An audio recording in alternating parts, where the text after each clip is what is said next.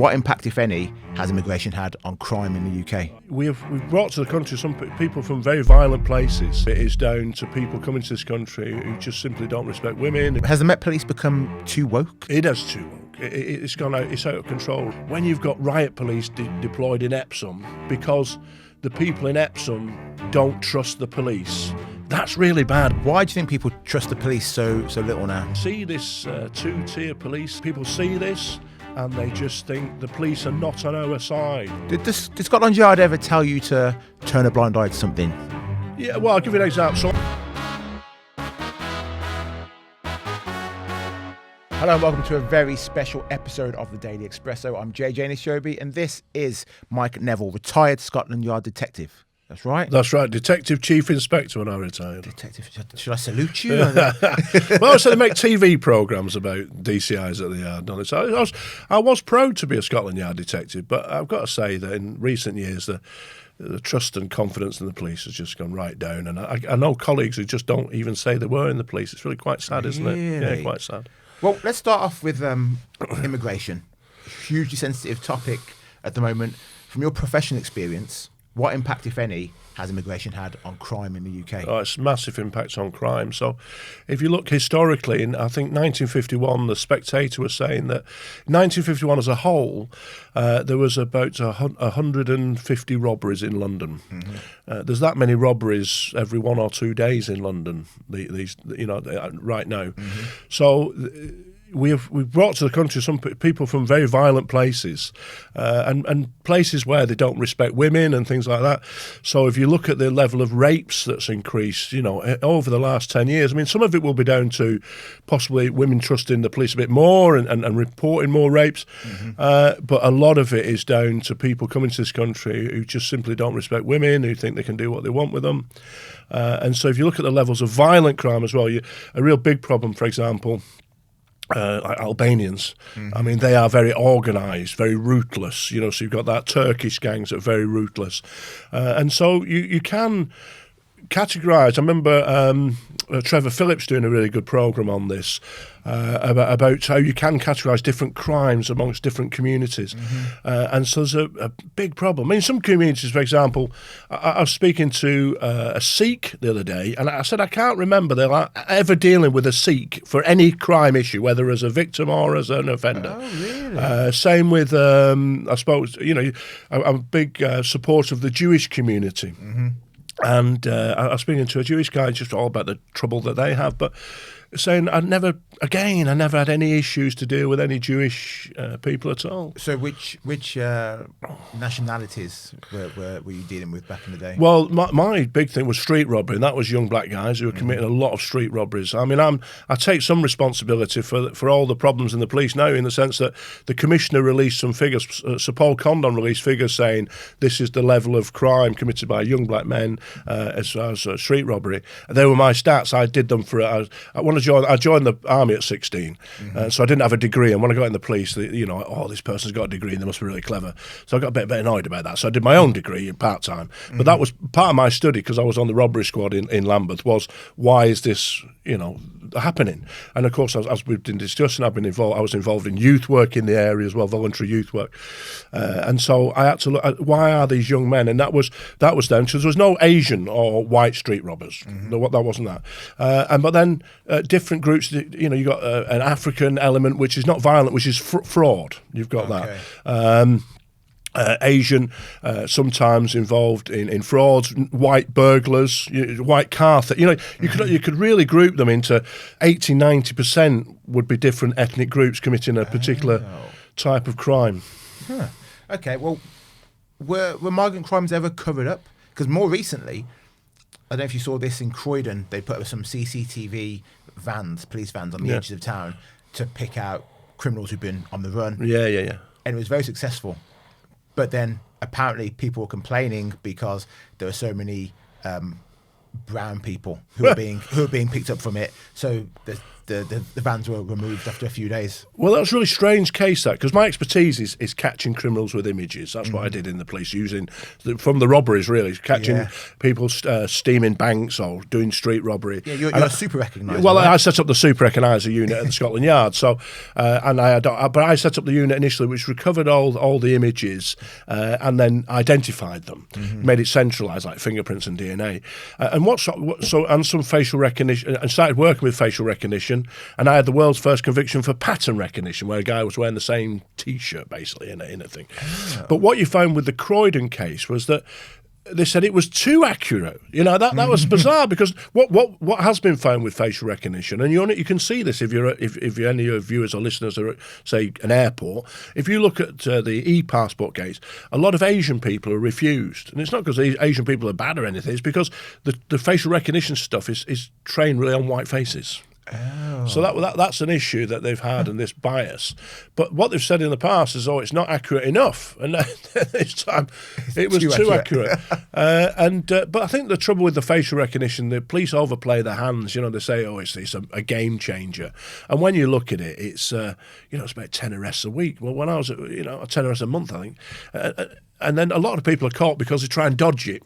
Mm-hmm. And I got the stats from the Metropolitan Police, and 80% of the identifications, like where you get an image of like this person's committing a robbery or a burglary or a rape, 80% are still made by people. So people making IDs are just as more important than machines.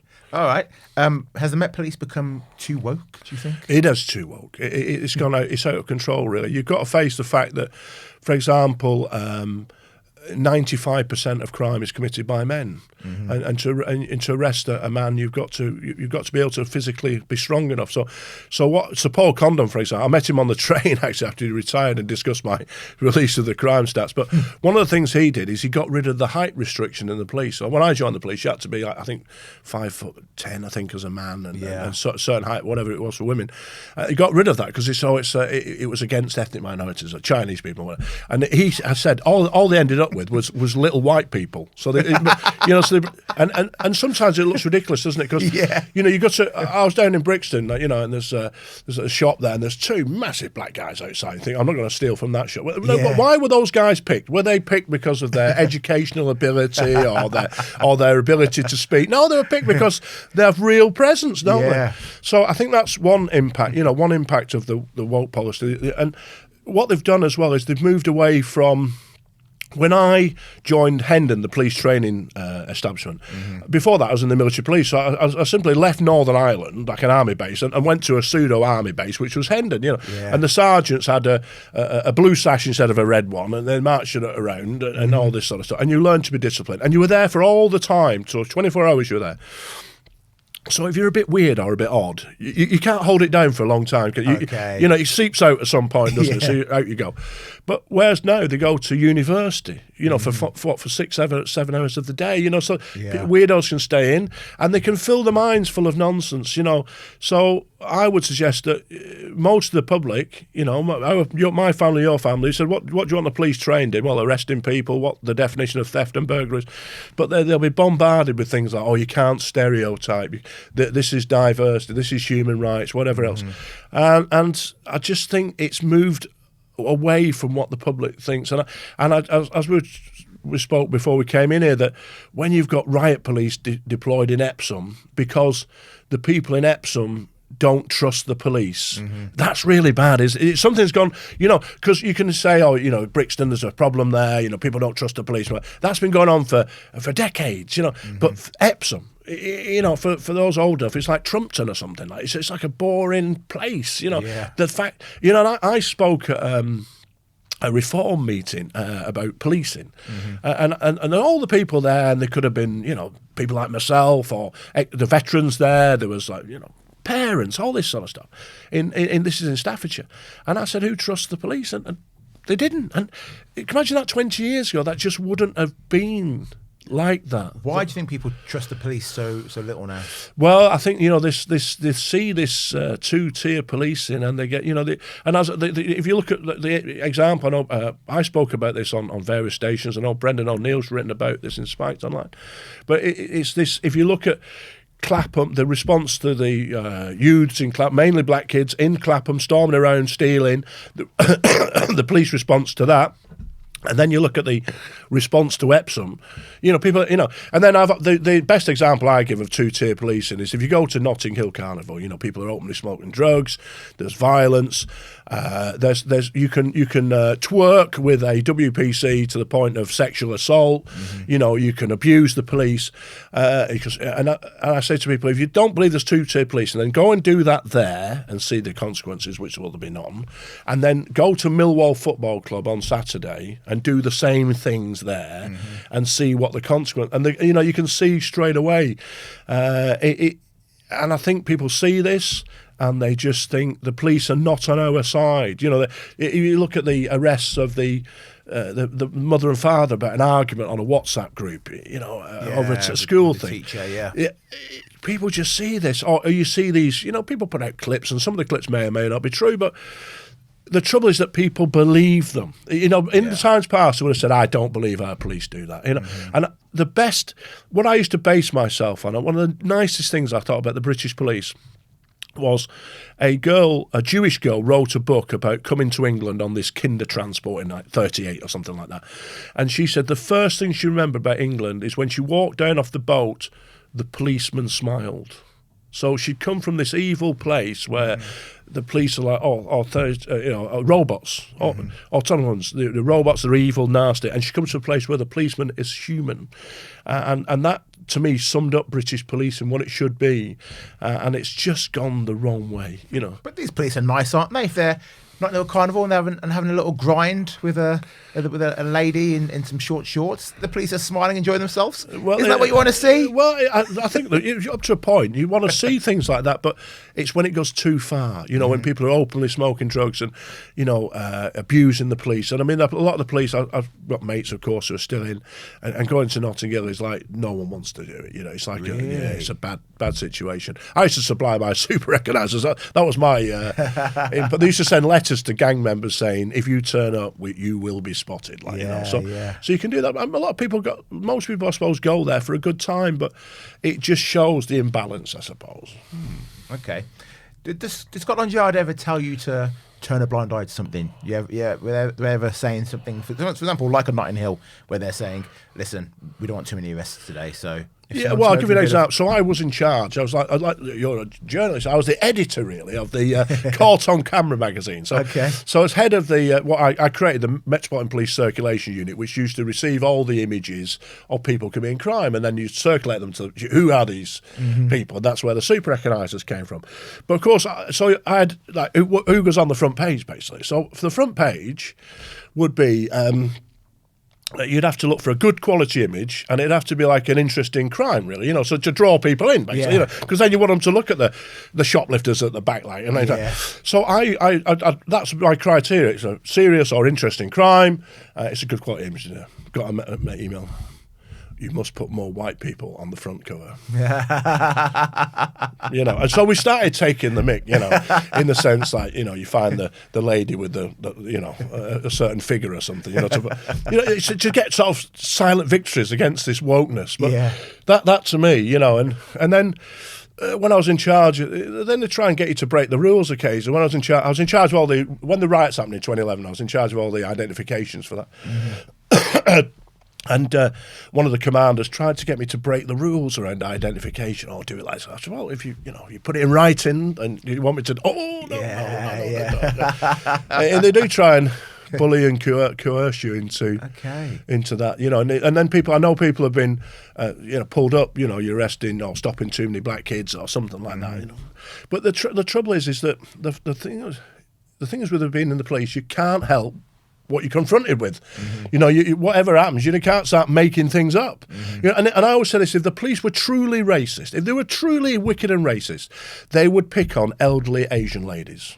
Why? Because they're weak. You know, they won't do anything. They comply. If you're a bully boy thug in the police and you thought, I don't like anybody with brown skin, so I'm going to target them.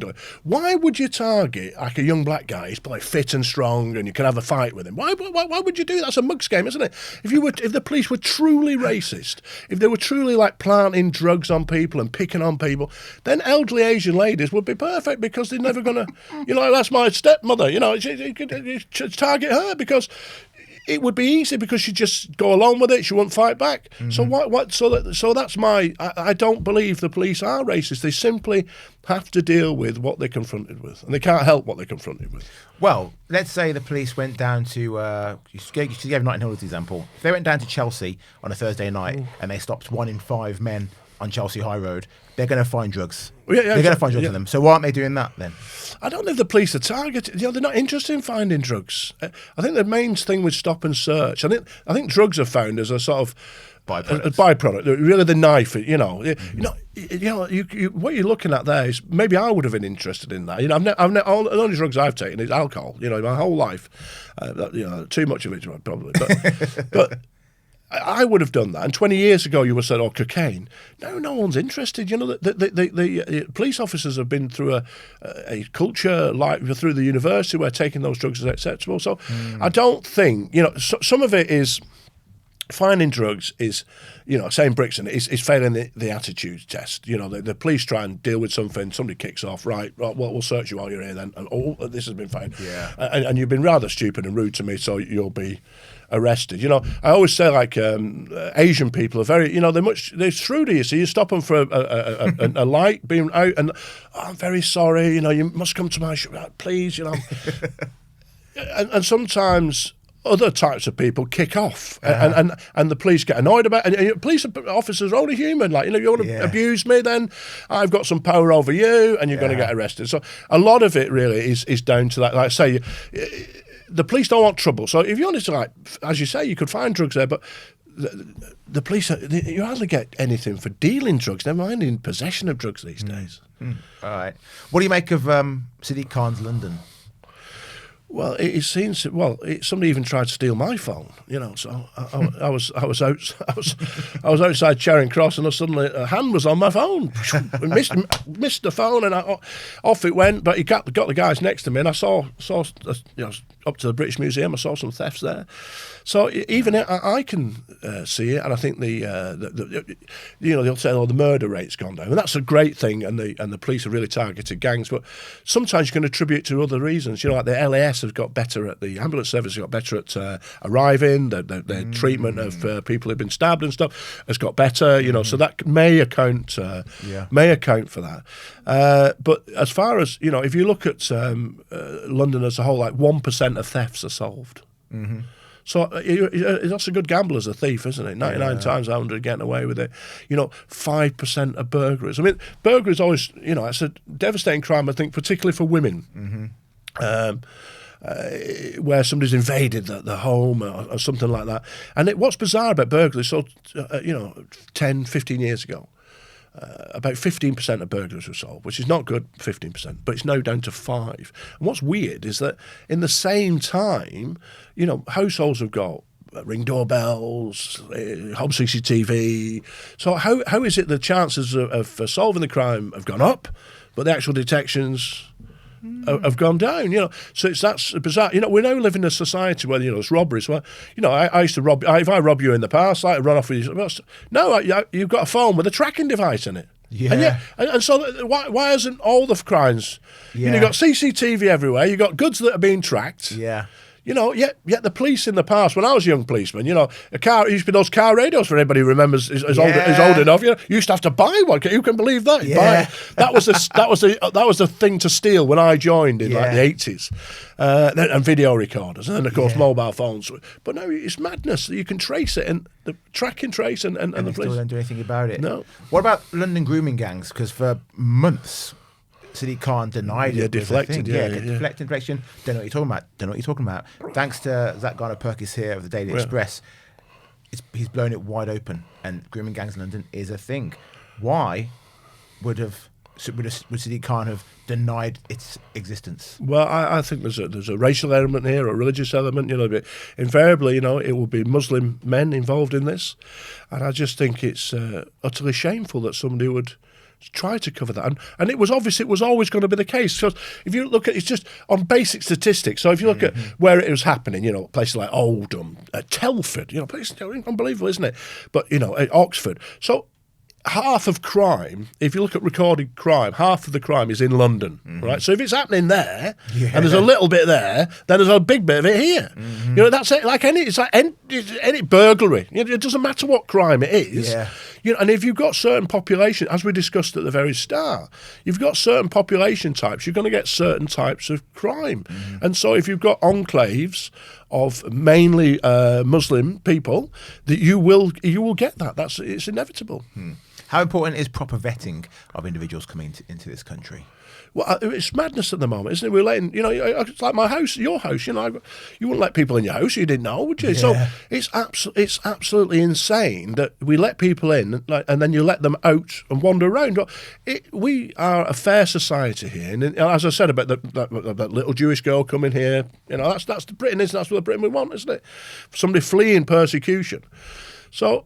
But no one would mind, would you? If I fled to another, if something evil took over England and you fled with your family to France, and you got nothing on you, if the French authorities said, look, you've got to stay in this place, this camp here with your family, you get fed and water, but you're not going out until we've checked who you are. You say, well, thank you for keeping me safe. You'd be grateful, wouldn't you? Yeah. But what we have is I think what's happened is. There is I suppose there's a human need for religion. You must have a religion.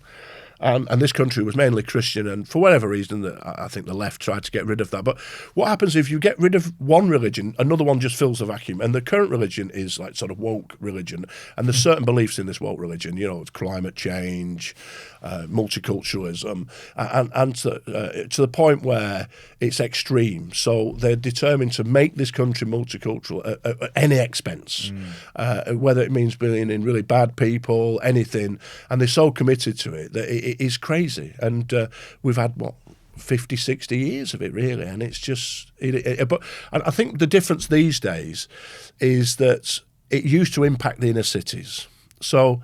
I'd be speaking to my family, and you get some people like, a racist police and all this. But now you see, because they live in a nice place out of the way. Yeah. But now you see like Epping, Epsom, Crowborough, all these different places where they would have all thought, oh no, this is these things don't happen here, and then suddenly it does start happening here, and they've had a little taste of it, and they don't like the taste. Yeah. If Starmer says to you tomorrow, right, Nevs, we're bringing you back. All you got to do is reduce crime. You can do whatever you want. Just make sure crime goes down across the country. What are you going to do? Well, on a very practical level, my expertise is images. Okay, so I based all my work on fingerprints and DNA, and there are national databases for fingerprints and DNA. So my fingerprints are on the record, my DNA is on the record because I was in the police. So it wouldn't matter that they were taken in 89, 95, whatever. If I did a crime in Belfast, left my fingerprints and DNA, I would be found. The first practical thing I would do is create a national database of images. So there's no, you get caught on camera committing a crime, that just gets circulated. Let's say I commit a crime in Bolton, that gets circulated to the Bolton police, maybe the Manchester police as a whole, and that's it. And so practically that would be one thing I would do to set, because there's so many CCTV cameras, there's so many ring doorbells, there's so many of that. There's so many opportunities there to catch more criminals to do that. So I would do that. That would be a very practical thing. But I'd also look at the police training and selection of officers. I think if you look at, for example, every police page, of the 43 police force have a website. Yeah, I flick through them. Not one of them has got a white guy as their. This is the face of policing something. So I would, I'm a religious man, and I would look at the book of Samuel, which says, "God sees not as man sees; He looks on the heart, not the outward appearance." So any diversity strategy would be abandoned, and I would simply recruit people on what's in their hearts and not what they look like. So okay. I would do that. I would also introduce height restrictions. So we have substantial a presence. So how tall minimum height for men? 5'10". James, you're not in, mate. You're not in. But You're 5'9", aren't you, little man? But in the city police, it used to be 6 foot, and the armed robbers used to say they wouldn't go to the city because like fighting the rugby team, really. Yeah. Isn't it, you know? So I would look at those things, the training, what people are taught, and I would look at the performance because, for example, when I was a young PC, you had to get 10 arrests a month. You know, so I did a Freedom of Information Act request a couple of years ago on the Met. 70% of the Metropolitan Police had not arrested one person in a year. 70%. Whoa. 95% had arrested 5 or less in a year. In a year.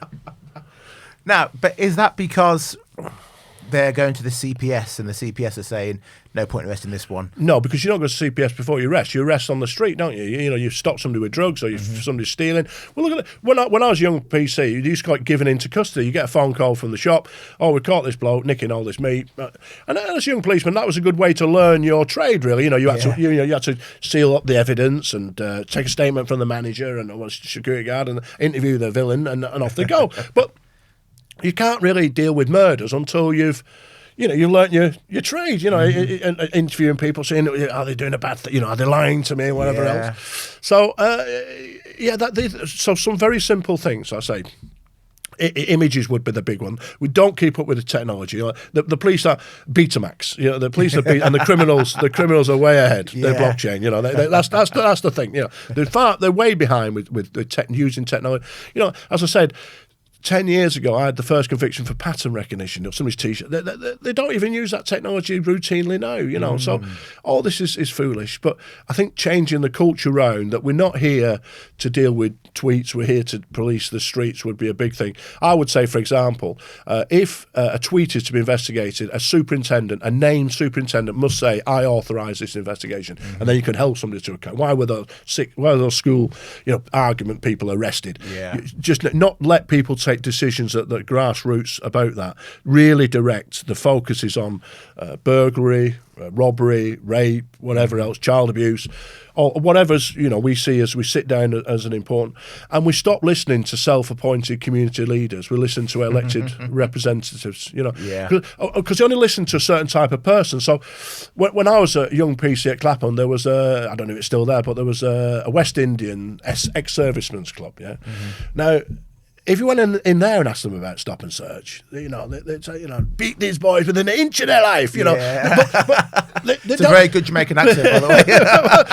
But the senior police officers won't go and see them, you see, because they were given the wrong black answer. I don't know, on the BBC recently, they interviewed some black guy in the street, and he's talking about immigration. It's oh my God, stop! Yeah. Because this black person is not saying what black people should say, know. And so they'll talk about diversity. But they themselves stereotype. You're a black person, you must be against stop and search, you must be for immigration, all that. Yeah. And if you go against that, there's no what you haven't got. The other thing I think it would be important to bring into the police is diversity of thought. There is no, they're all there telling the emperor, the commission, all these wonderful clothes you're wearing. I'll be at the back, mate. Sorry, excuse me, no, he's naked.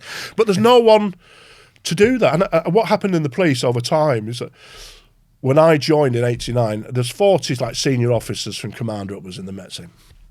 About half of them are ex-army like myself. I don't think any of them are ex-forces. Yeah. They've been completely replaced now by a political class who went to certain universities, Nottingham, for example. They've got certain ideas, and there is no one there to say, I disagree with this. And they keep going on with the same old. And you saw that nonsense about there's that black guy who was a policeman who got convicted of rape, and the original vetting, they said, oh, don't let this guy in, he's already been arrested for having sex with a child. And then there's a special panel, oh no, we must let him, But when I do an FOI, they won't tell me he's on the special panel, you see. It's all covered up. Wicked, really. What do you think about shoplifting and antisocial behaviour? Is it on the rise, or is it just being recorded on social media? No, it's on the rise. So you can see with the actual shop theft, the statistics show that it's doubled.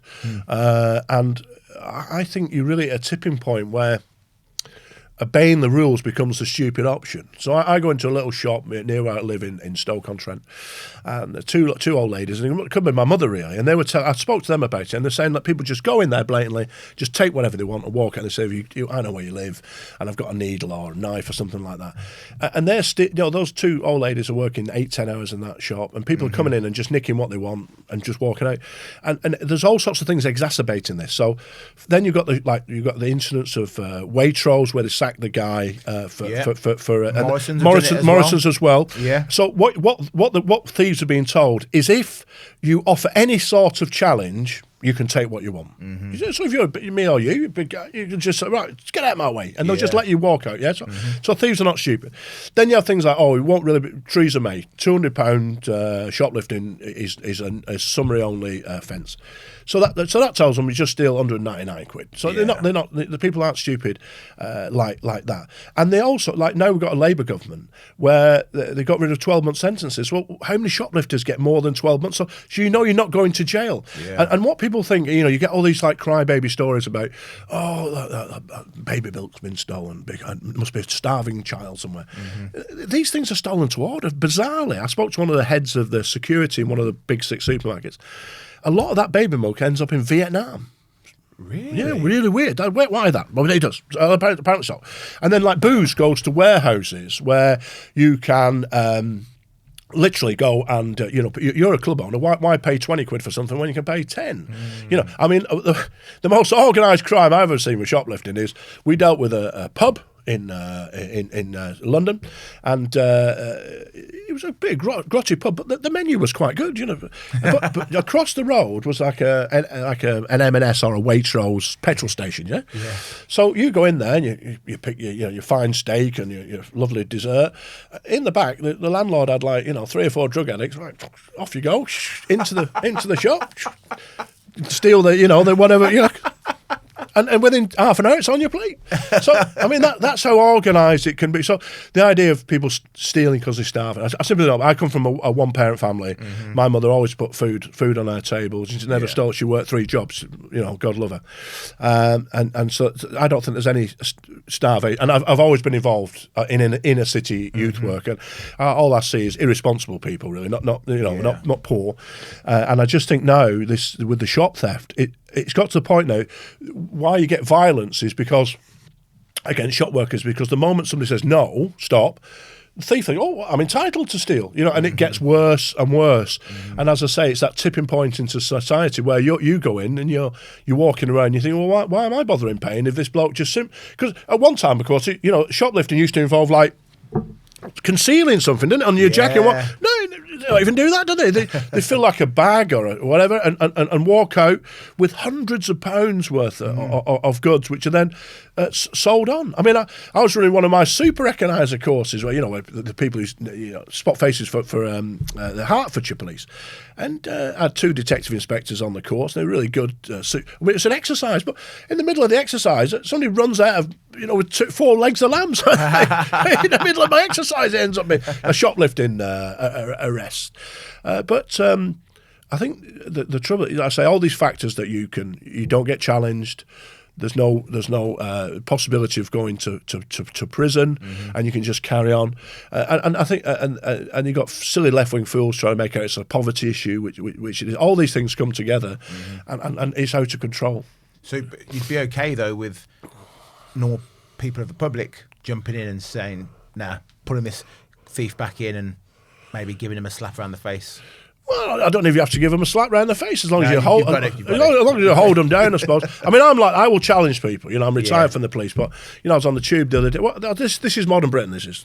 So I was on the tube the other day, and there's a group of lads, and their language was absolutely disgusting, absolutely disgusting. And there's several ladies sat around, and I said, right, your language is disgusting, and you shouldn't be speaking like that in front of women.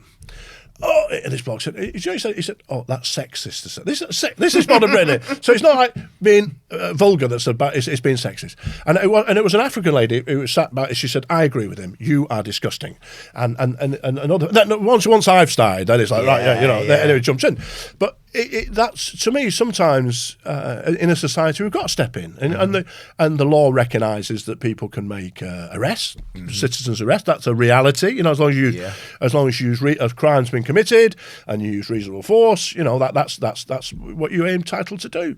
But people are afraid, aren't they, because they do get threatened with knives and they see these stories, it's like, why the supermarket, though, even employing a security guard if the security guard is told to do nothing? What's the point? It's like some paper tiger, isn't it? Yeah. Because what will happen is that more and more people will realise he's a paper tiger and then start stealing because nothing's going to be done. But it's where that ends in society, because most people don't do crime. They don't commit crimes, not because they're frightened of the police and stuff. I think because it's like we all want to work together and be reasonable. Right? That's your property, that's my property, whatever else.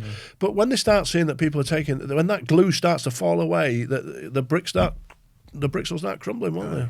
Right. Well, thank you for watching. I hope you enjoyed that very special episode of the Daily Expresso. Don't forget to leave your comments below and like, share, subscribe, and hit that hype button. Bye-bye for now.